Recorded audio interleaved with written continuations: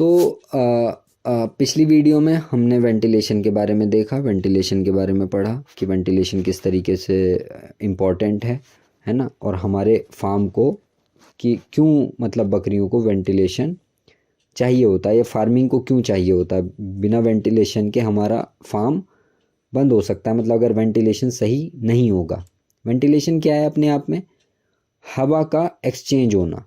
कमरे के अंदर एक हवा है, मतलब एक वॉल्यूम है हवा का, वो कितने टाइम में बाहर की फ्रेश हवा से एक्सचेंज हो रहा है, उसे हम वेंटिलेशन कहते हैं। अगर वो बहुत जल्दी चेंज हो रहा है तो उसे ज़्यादा वेंटिलेशन कहेंगे, अगर देर में चेंज हो रहा है तो उसे कम वेंटिलेशन कहेंगे। सही है, ये तो ये ज़रूरी क्यों होता है? अब आप यहाँ पर देखिए कि फ्री रेंज गोट्स अगर हैं, वो फ्री रेंज का मतलब है चरती हैं और शाम में मतलब जो भी उसे पालता है, गडरिया है या कोई भी है, तो वो लाकर उसे अपने एक उसमें घर में बंद कर देता है। वो घर भी ज़्यादा वो नहीं होता है, एक छत डली हुई होती है, उसमें वो बकरियां रहती हैं, बैठ जाएंगी, खड़ी रहेंगी। फिर जैसे ही सुबह होगी तो अगले दिन फिर वो उसमें निकल जाती हैं। तो मार्केट से जो बकरियां हम लाते हैं अक्सर वो फ्री रेंज वाली गोट्स होती हैं, वो बाहर चरने वाली घूमने वाली गोट्स होती हैं। लेकिन जब आप उसे अपने फार्म में ले आते हैं तो वो स्ट्रेस में आ जाती हैं, क्योंकि उन्होंने कभी भी बंद एनवायरनमेंट इस टाइप का नहीं देखा होता है ना। सिर्फ रात में ही वो बंद रहती हैं, बाकी दिन में खुली रहती हैं। तो ऐसे एनिमल को जब आप एक बंद फार्म के अंदर, इस टाइप के फार्म के अंदर बंद कर देते हैं, रख देते हैं, तो उनकी जो एबिलिटी होती है फ्रेश ऑक्सीजन को मतलब ग्रहण करने की, वो कॉम्प्रोमाइज़ हो जाती है, जिसका असर उनके लंग्स पर बहुत ख़राब पड़ता है, बहुत घातक असर उनके लंग्स पर इसका पड़ता है। उनके लंग्स डैमेज होने लगते हैं। इसी वजह से ये इम्पॉर्टेंट होता है कि आप अपनी गोट्स को एक spacious well ventilated environment provide करें। ठीक है, तो अच्छा वेंटिलेटेड एनवायरनमेंट जब आप देंगे तो आपके एनिमल के बीमार पड़ने के चांसेस कम हो जाएंगे, और ये उनका स्ट्रेस लेवल रिड्यूस करेगा, और इस बात को इंश्योर करेगा कि उसे एक्सेस मिले, मतलब उसे फ्रेश हवा, ताज़ी हवा मिलती रहे आपके गोट्स को, है ना, जो कि उसकी हेल्थ को बनाए रखने के लिए बहुत ज़रूरी है। अगर गोट 5 दिन भी नहीं खाएगी तो वो मरेगी नहीं, अगर 1-2 दिन भी पानी नहीं पिएगी तो नहीं मरेगी, लेकिन अगर उसकी हवा आपने आधे घंटे के लिए भी रोक दी, या मान लीजिए 2 मिनट के लिए भी रोक दी, तो मर जाएगी वो। और आधे घंटे आपने उसे ख़राब हवा में, 1 घंटे उसे आपने ख़राब हवा में रखा जिसमें पोल्यूशन ज़्यादा है, तो उसमें उसकी तबीयत ख़राब हो जाती है। आपने देखा भी होगा, कई लोग ये कहते हैं कि कल शाम को तो हमने एनिमल को बिल्कुल सही बंद किया था और सुबह आके देखा तो हमारे आधे एनिमल खांस रहे हैं, उनकी आँख में से पानी निकल रहा है, नाक बह रही है और बीमार हो गए हैं। तो लोगों को क्या लगता है तुरंत कोई भी आएगा, क्योंकि देखिए एक बात और है, वेटनेरियंस का एक्सपोजर गोट्स के लिए नहीं है ज़्यादा, उन्हें गोट्स को की नॉलेज नहीं होती है। वो गोट को छोटी गाय ही समझते हैं। उन्हें लगता है कि मतलब अगर गाय के अंदर कोई डोज 10 ml है तो गोट के अंदर वो 2 ml लगा के छुट्टी कर देते हैं, लेकिन ऐसा नहीं होता है। बकरी छोटी गाय नहीं है, बकरी की अपनी अलग रिक्वायरमेंट्स हैं। तो ये बात आपको, क्योंकि आपका बिजनेस है, आपको समझना ज़रूरी है ना। तो हमें उसे देखो, अगर आपको डॉक्टर बनना है तो आप अपना एक झोला उठाएं और बकरियों का इलाज करना शुरू कर दें। हमें बकरियों का इलाज करने के लिए बकरियों को नहीं पालना है, हमें उन्हें स्वस्थ रखना है, बीमारी आने ही नहीं देनी है। अगर एक दो इक्का दुक्का बीमारी आ गई तो उसे सही कैसे करना है अपनी एंटरप्राइज को, अपने बिजनेस को चलाने के लिए, वो आपको बताया जाएगा। तो बीमार नहीं पड़ने देना है एनिमल को। तो अब वेंटिलेशन का पता कैसे लगाएं कि वेंटिलेशन है या नहीं हमारे फार्म में? तो इसका एक बहुत ही सस्ता और अच्छा तरीका होता है, वो तरीका होता है स्मोक टेस्ट ऑफ वेंटिलेशन। इसमें फार्म के अंदर धुआं किया जाता है ना, धुआं कर सकते हैं, उपले जला सकते हैं, गीली लकड़ी जला सकते हैं, कुछ भी जला लें आप। और इस बात को ऑब्ज़र्व करें कि कितने टाइम में ये धुआं फार्म के अंदर से निकल जाता है। जितने टाइम में ये धुआं फार्म के अंदर से निकल जाएगा वो आपका वेंटिलेशन टाइम होगा।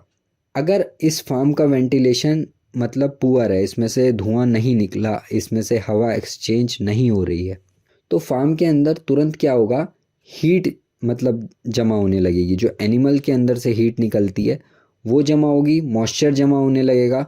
और ये एक परफेक्ट ग्राउंड होता है बैक्टीरिया के पनपने के लिए। बैक्टीरिया को ह्यूमिडिटी चाहिए, फंगस को ह्यूमिडिटी चाहिए और मॉइस्चर चाहिए, मतलब हीट चाहिए। तो हीट एनिमल के अंदर से आ रही है निकल के, है ना। और मॉइस्चर भी जब वो सांस बाहर छोड़ता है तो उसके अंदर मॉइस्चर भी निकल के आता है। साथ साथ वो वहाँ पे यूरिनेशन कर रहा है, पेशाब कर रहा है, तो पेशाब का भी जो मॉइस्चर है वो एनवायरनमेंट के अंदर आता है। तो ऐसे में क्या होगा कि बैक्टीरिया बहुत तेज़ी से, वायरस बहुत तेज़ी से पनपते हैं और फिर वो बीमारियाँ फैलती हैं। तो आप मेरा यकीन करें इस बात का, your farm will end in losses if ventilation is compromised. मतलब आपका फार्म में नुकसान होना बिल्कुल तय है अगर वेंटिलेशन कॉम्प्रोमाइज़ होगा, वेंटिलेशन प्रॉपर नहीं होगा। जब तक आप इस बात को सुनिश्चित ना कर लें स्मोक टेस्ट करके या ये सब चीज़ें करके, तब तक गोट्स अपने फार्म में ना लाएं।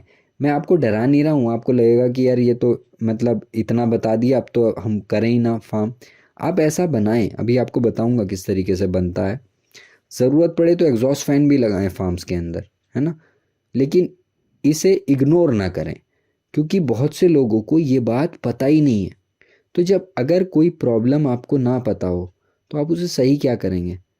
आप तो कॉन्फिडेंस लूज़ करके और काम छोड़ देंगे। जब मुझे पता ही नहीं होगा कि मतलब प्रॉब्लम इस वजह से आई है, तो उसका ऊपर ध्यान भी तो नहीं जाएगा। अब मैंने जब इतना बता दिया आपको, तो आप अपने दिमाग में इसे 50% तो रखेंगे फार्म को डिज़ाइन करते वक्त। और दूसरी बात यह है कि आप अपने फार्म में जाएं, मान लीजिए सुबह के टाइम जाएं और उसे खोलें तो आप आधे घंटे भी अपने फार्म के अंदर बैठ नहीं सकते। आज के फार्मों की बात मैं बता रहा हूँ आपको, जो लोग बकरी फार्मिंग कर रहे हैं और डे टू डे जिनके आप प्रॉब्लम्स आती रहती हैं, वो अगर अपने फार्म के अंदर मतलब सुबह के टाइम जाएं, दरवाज़ा खोलें और अंदर वो बैठ नहीं सकते। उनकी आंखें और नाक जलने लगेगी। वो क्यों जलती है? वो इतनी गैसेस निकलती हैं अंदर से, उसके यूरिन से, उसके गोबर से, कि आप सोच भी नहीं सकते हैं। क्योंकि दो प्रॉब्लम्स होती हैं फार्म्स के अंदर, एक तो अमोनिया होती है और एक डस्ट, धूल जिसे कहते हैं। तो इन्हें निकालना, जो हीट और मॉइस्चर है वो तो मैंने अभी आपको बताया ही।